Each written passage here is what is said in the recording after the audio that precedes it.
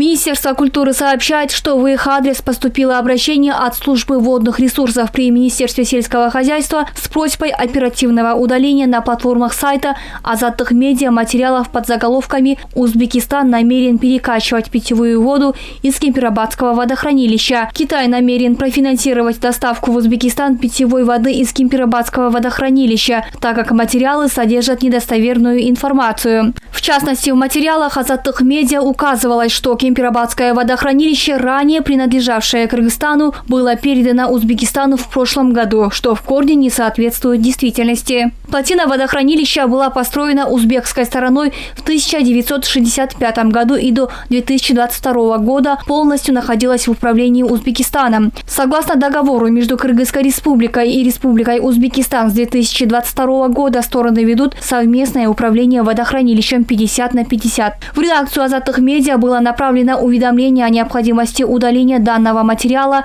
со всех платформ в течение 24 часов. В своем ответном письме редакция сайта Азаттык Медиа проинформировала о том, что указанные материалы уже были удалены со всех платформ сайта еще до получения нашего решения.